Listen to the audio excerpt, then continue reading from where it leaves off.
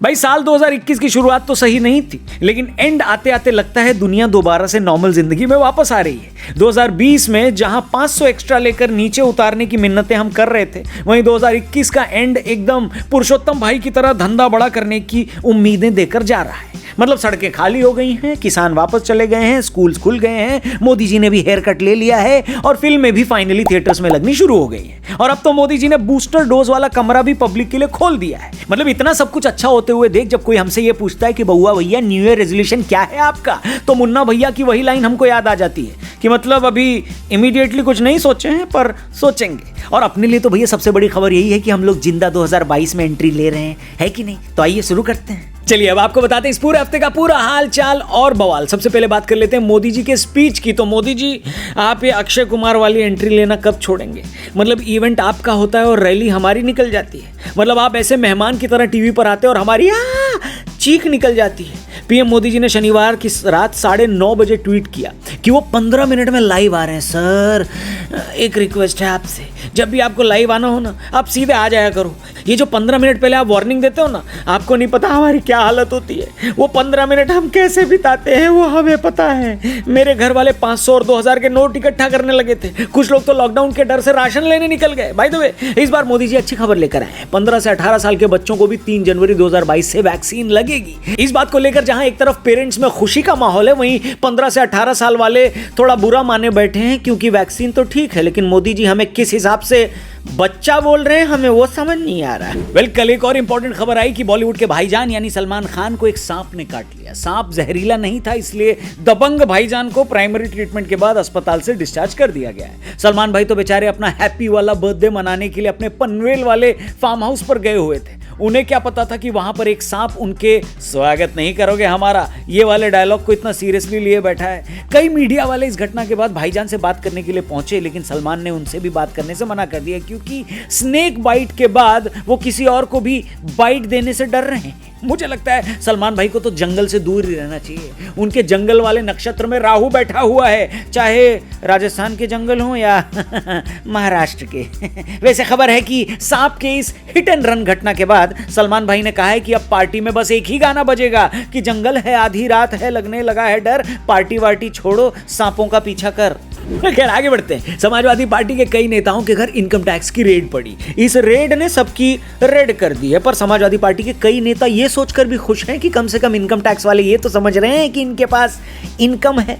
IT raid में ये पता चला कि समाजवादी पार्टी का परफ्यूम जिस कंपनी ने लॉन्च किया था, उस कंपनी के मालिक के घर 150 करोड़ की संपत्ति बरामद हुई है। वहीं दूसरी तरफ चेक रिपब्लिक के एक मॉडल ने अपने फाट यानी पेट में बनी हुई गैस, जिसको देसी भाषा में पाद बोलते हैं, जी हाँ, उसको बोतल में बंद करके बेचा है। और कमाल की बात यह है कि इस गैस को बेचकर उन्होंने 2 दिन में 60 लाख रुपए कमाए। मतलब हमारे यहाँ की खुशबू से तो वहाँ की बदबू का एवरेज ज्यादा अच्छा है कि नहीं? वैसे आईटी रेड से एक और खबर सामने आई है। कमाल की खबर है, कर्नाटक के एक पीडब्ल्यूडी इंजीनियर के घर पर भी रेड पड़ी, तो उनके घर पे बहुत सारा कैश और गोल्ड बरामद हुआ। ये सारा इलीगल कैश उन्होंने घर के पानी की पाइपलाइन में भरा हुआ था। मतलब क्या क्या आइडिया लगाते लोग, पानी की पाइपलाइन में कैश। बताया जा रहा है कि इंजीनियर साहब के कई सारे बड़े प्रोजेक्ट्स पेंडिंग चल रहे हैं। जब भी उनसे कोई पूछता था कि प्रोजेक्ट का क्या हुआ सर, तो वो बोलते थे पाइपलाइन में है। लेकिन पाइपलाइन में होने का असली मतलब अब समझ में आया। हम तो ये सोच रहे थे भैया पैसा भरने वाले प्लम्बर को कितनी अकल लगानी पड़ी होगी। अगर गलती से पाइप टूटी से जुड़ जाता तो इंजीनियर साहब नोटों से ही नहाते, नोटों से ही हाथ धोते और नोटों से वो भी छोड़ो मतलब नोटो नहाओ नोटो फलो। आगे बढ़ते हैं। भारत के पहले वर्ल्ड कप विन पर बनी फिल्म 83 रिलीज हो चुकी है। इंडिया उस समय तक क्रिकेट में कुछ भी बड़ा नहीं कर पाई थी, लेकिन 83 वर्ल्ड कप में हमने बता दिया कि तुम जिसे येड़ा समझ रहे हो लास्ट में पेड़ा वही खाएगा। फिल्म में रणवीर सिंह की एक्टिंग की बहुत तारीफ हो रही है और उनके कपड़ों की भी। क्योंकि फिल्म में उन्होंने कपिल पाजी का रोल किया है, क्रिकेटर का। कपड़ों में ज्यादा एक्सपेरिमेंट करने का उनको स्कोप ही नहीं बचा था, इसलिए असली टीम वर्क किसे कहते हैं ये सीखने के लिए विराट कोहली, सौरव गांगुली और रोहित शर्मा को साथ बिठाकर ये फिल्म दिखानी चाहिए। 83 का वर्ल्ड कप जो था वो अपनी क्रिकेटिंग स्किल्स पर खतरनाक टाइप का घमंड करने वालों के गालों पर इंडियन टीम का एक करारा थप्पड़ था, मैच जीतने वाला थप्पड़। ठीक है, थप्पड़ से याद आया भज्जी बाजी भी रिटायर हो गए हैं, उनको अपनी सेकेंड इनिंग के लिए ऑल द बेस्ट। खैर आगे बढ़ते हैं। कोविड-19 दोबारा तेजी से फैल रहा है, जिसको देखते हुए कई सारे स्टेट गवर्नमेंट्स ने खास रिस्ट्रिक्शंस लगा दिए हैं, पर कोरोना को लेकर हम कितने सावधान हैं ये तो सरोजनी नगर वाले इस वीडियो में साफ साफ दिखाई दे रहा है। ऐसा लग रहा है सारा माल मुफ्त में मिल रहा हो। लेकिन कोविड का जो नया वेरिएंट आया है ना, उसके चक्कर में ग्रेटर नोएडा वाले अलग परेशान हुए पड़े हैं। मतलब वेरिएंट नहीं हो गया, उनके सेक्टर का नाम हो गया। पहले अल्फा, फिर बीटा, फिर गामा, फिर डेल्टा, अब ओमिक्रॉन। ग्रेटर नोएडा वाले पूछ रहे हैं आगे भी कुछ है क्या? मतलब परी चौक, सूरजपुर, डासना, चायफाई, ओमेगा, ये नाम के भी वेरिएंट आने वाले हैं। तो बोलो 2-4 सेक्टर कम कर देते हैं योगी जी से बोल के। और ये छोड़ो, हर वेरिएंट का प्लस वेरिएंट भी आ रहा है। पहले डेल्टा आया, फिर डेल्टा प्लस, अब ओमिक्रॉन आया, क्या ओमिक्रॉन प्लस भी आएगा? मतलब उसके बाद प्रो और प्रो मैक्स लॉन्च करने का भी इरादा है। मतलब तुम लोगों ने आईफोन बना के रखा है क्या बे? डेल्टा के 22 म्यूटेंट थे, ओमिक्रॉन के 32 म्यूटेंट है। और म्यूटेंट भी ऐसे हो गए जैसे फोन के मेगापिक्सल, पहले 22 था, 32 हो गया। चाइना वालों एक बात बताओ, तुमने टच वाला फोन बनाया वो ठीक था, टच वाला टीवी बनाया तो भी ठीक था, टच वाली बीमारी भी बना दी। मतलब आदमी 4 लोगों के बीच उठने बैठने लायक नहीं रहा। और बाकी तुम्हारा मेड इन चाइना का माल 2 महीने के अंदर बोल जाता है। इसमें कौन सा हार्डवेयर सॉफ्टवेयर डाला है कोविड में कि चले ही जा रहा है, और चल नहीं रहा है, अपग्रेड भी हो रहा है। और ये सब छोड़ो, जब भी कोई नया वेरिएंट आता ना, तो ये लोग एक लाइन उसमें जोड़ देते हैं कि उतना खतरनाक नहीं है, लेकिन हाँ आपको सावधानी बरतनी है। अरे तुम ही जैसे लोगों के लिए अम्मा बोल के गई हैं क्या? ये सारे मिलके हमको पागल बना रहे माँ बच्चे। खैर आगे बढ़ते हैं। एक महिला ने, एक बड़ी अजीब खबर है, ध्यान से सुनिएगा। एक महिला ने सितंबर के महीने में खुद से ही शादी की थी, और अब पिछले दिनों उन्होंने खुद को ही तलाक दे दिया। सही सुना आपने, खुद से ही शादी की, फिर खुद को ही तलाक दे दिया। मतलब वाह, नेक्स्ट लेवल अतरंगी काम किया है ब्राजील की मॉडल क्रिस गलेरा ने। और हम सोच रहे थे कि नमूने सिर्फ हमारे यहाँ होते हैं। वैसे एक बात तो है, मोदी जी का जलवा पूरी दुनिया में है। पूछो कैसे?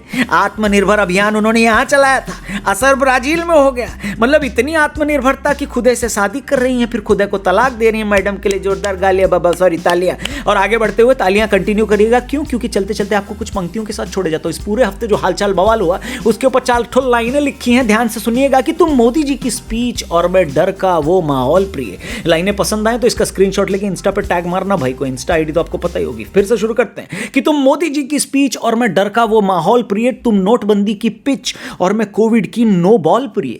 अरे तुम आईटी की रेड और मैं दिल में उठता पेन प्रिय। तुम यूपी का हो चुनाव और मैं साइकिल की चेन प्रिय।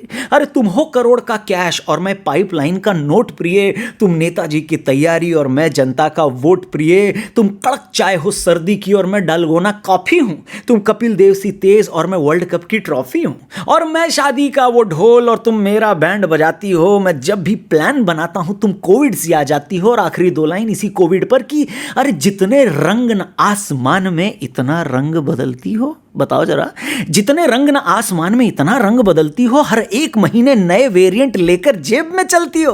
वैसे ये पगला कोविड आपका कुछ नहीं बिगाड़ सकता अगर आप ये 3 चीज फॉलो करें। 3 नहीं, सिर्फ 1। क्या? एसएमएस में 3 चीजें आ जाती हैं। सैनिटाइज करना है, मास्क पहनना और सोशल डिस्टेंसिंग का पालन करना है। प्लीज इन तीनों चीजों को अपनाओ। कोविड से अपने और अपने परिवार को बचाओ। चैनल सब्सक्राइब करके जाओ। ये पंक्तियां पसंद आए तो स्क्रीनशॉट लेके इंस्टा पे भी टैग करना, और फेसबुक पे देख रहे हो तो इस वीडियो को दबा के शेयर करना है। लो ठीक है। और जो आपके आजू बाजू इन 3 चीज को फॉलो ना करे, जो मास्क ठुड्डी पे पहने, नाक पे ना पहने ना, तो उसकी तरफ उंगली उठा के यही कहिएगा मोदी जी के स्टाइल में, क्या इस सज्जन को क्या तकलीफ है भाई?